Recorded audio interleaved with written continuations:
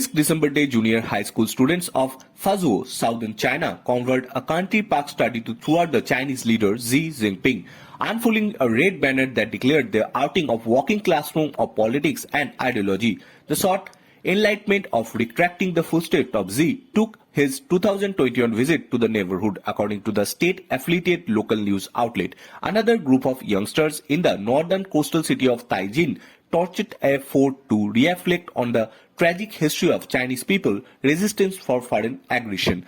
The tips are part of ramping up nationalist education in China in recent years, now codified into the sweeping new law that came into effect earlier this week. The Patriot Education Law aimed at enhancing national unity mandates that the love for the country and the ruling Chinese Communist Party be incorporated into the work and study for everyone, from the youngest children to workers and professionals across all sectors. It is meant to help China unfold filthy thoughts and gather the strength of the people for the great cause of building strong country and national rejuvenation. In Chinese propaganda officials told a news briefing last month, the push for love and country and Communist Party is far from new in China, where patriotism and propaganda have been integral part of education, company culture and life since the People's Republic was formed nearly 75 years ago.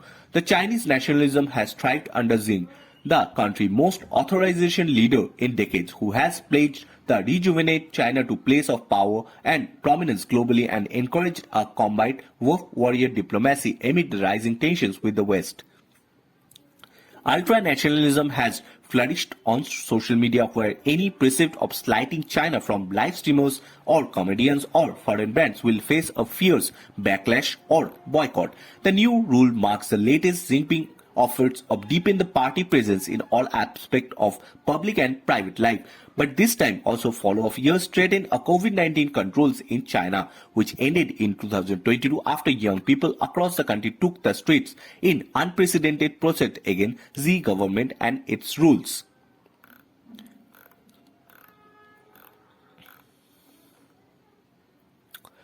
The new rule reforms the patriotic education will be blended into the school subjects and tackling marshals as the graduates of all types of institutions, while parents at home are required to guide their children and encourage them to take part in patriotic activities. With the consolidation of power, he wants patriotic education to start early, said Alfred Wu, an associate professor at the Lee Kuan Yew School of Public Policy at the National University of Singapore. He said the move is aimed to cultivating a loyal mindset towards Xi from a young age, while also sending a message to the wider public that being focused on now is consolidating Xi power following the economic boom of the past decade. The new law also reorders cultural establishments such as museums and libraries to be turned into venture of patriotism, education activities and tourist destination into places that inspire patriotism. Schools are required to organize trips to students to visit these sites, which officials call walking classrooms and politics and ideology. Such trips were not uncommon in past, but the law now officially imposes a legal mandate for the schools to do so. China has offered consolidation legislation aimed at stamping out unpatriotic behavior, such as banning indiscrimination national flags and insult to soldiers. And under Xi, in recent years, any dissent in China, even from the online comments that don't toe in the party line, is enough to land people in trouble with authorities.